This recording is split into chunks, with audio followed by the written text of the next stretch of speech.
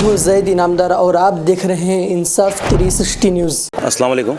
आज social democratic party of India की जानिब से आज ख़ास तौर से सिटी डेवलपमेंट को लेकर और उसमें जेएम रोड और उसके 19-20 वार्ड का जो हालात हैं उसके सिलसिले में एक गंभीर विषय के तौर पर बात करने के लिए हम आज कमिश्नर ऑफिस आए हुए हैं। और अभी जस्ट हमारी मुलाकात भी कमिश्नर साहब से हुई। तो जिस कदर वहाँ के रोड के हालात हैं कि एक बच्चा स्कूल जाने से महरूम हो रहा और औरतें अपने ज़रूरतों की चीज़ों के लिए बाहर पढ़ने के लिए, मार्केट जाने के लिए या फिर बाज़ार करने के लिए जाना मुश्किल है। और सवारियों पर जाने वाले लोगों को ये डर लगा हुआ है कि कहाँ पर यूजीडी का वर्क चला हुआ है, कहाँ गड्ढा है, कहाँ पानी खड़ा है।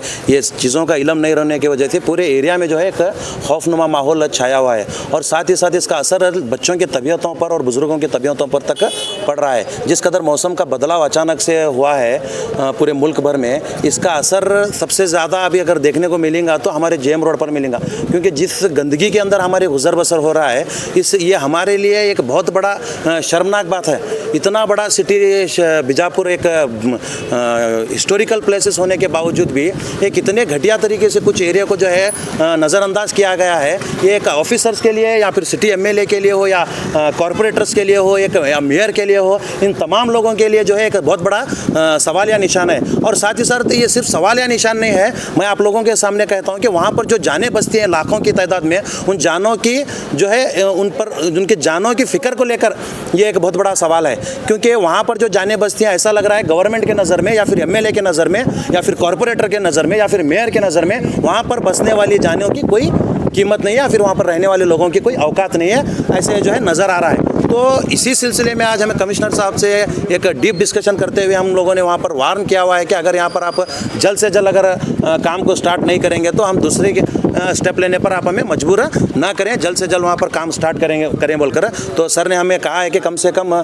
कितने करोड़ का 12 करोड़ तक का वहाँ पर जो है टेंडर हुआ है। अल्हम्दुलिल्लाह एक महीने में वहाँ पर काम स्टार्ट होने का जो है चांसेस हैं और जल्द से जल्द वहाँ पर काम कराएंगे बोलकर। और 2 इंजीनियर्स को हमारे साथ जोड़ा है और उनके साथ हम लोग इंशाल्लाह उस एरिया में सर्वे पर भी आएंगे और तमाम वहाँ के जो भी मसले मसाइल हैं वहाँ जो है दिखाएंगे और इंशाल्लाह जो है वहाँ का काम कराने की वार्ड नंबर 19, 20 और दीगर जो भी वहाँ पर आगे एरिया हैं जो पसमानदा तरीके से वहाँ पर रखा गया है उस इलाकों को, उन तमाम इलाकों पर जो है एक नज़र डालकर वहाँ जल्द अज जल्द काम शुरू करने की हम लोग इंशाल्लाह कोशिश करेंगे। और हम इस काम को यहीं पर नहीं छोड़ेंगे बल्कि लगातार फॉलोअप में इस काम के ऑफिसर्स के रहेंगे और साथ ही इसे पूरा काम कंप्लीट कराने तक हम जो है यहाँ पर फुर्सत लेंगे नहीं इंशाल्लाह। और साथ ही साथ मैं आवाम से कहना चाहता हूँ ये हमारे हालात हमारे मोहल्लों के, आप अपोजिट जामिया मस्जिद के अपोजिट एरिया में जो एक हरन शिकायरा मोहल्ला कहा जाता है, वहाँ पर जाकर देखिए, आवाम देखिए, छोड़िए लीडरों को, छोड़िए ऑफिसर्स को, आवाम जाकर देखिए कि किस कदर वहाँ पर हर चीज़ की सहूलियत मुहैया है।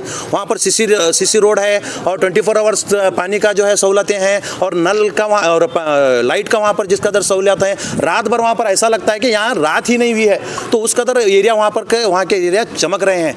तो इसका क्या कारण है आप ज़रा सोचिए। और आप जो है अपनी जब जिम्मेदारी निभाने का वक्त आता है तो आप अपने भाई बंधुओं को या फिर रिश्तेदार को या फिर अपने पड़ोसी को देखकर वोट मत डालिए, बल्कि आप जिसको वोट कर रहे हैं वो प्रॉम्प्ट है या नहीं या फिर वो ईमानदार है या नहीं, इस चीज़ को आप मद्देनज़र रखते हुए जो है वोट कीजिए। क्योंकि एमएलए तो कभी इस सिटी का एमएलए कभी हमारा हुआ नहीं है, इस सिटी का जो एक बेशर्म एमएलए वो कभी हमारा हुआ नहीं है। कम से कम हम लोग इस उम्मीद से कॉरपोरेटर्स को और मेयर को चुनाए थे कि वो तो कम से कम हमारे होंगे और हमारे काम को, हमारे एरिया को डेवलप करेंगे, बल्कि वो भी हमारे लिए फेल हो गए हैं। तो आने वाले दिनों में जब कॉरपोरेशन का इलेक्शन आएगा, आपको ये जो तकलीफ़ात आप लोग झेल रहे हैं अपने मोहल्लों में, आपको इसका जवाब जो है अपने वोट के ज़रिए देना है। बस मैं आप लोगों से इतना कहना चाहता हूँ। अस्सलाम वालेकुम।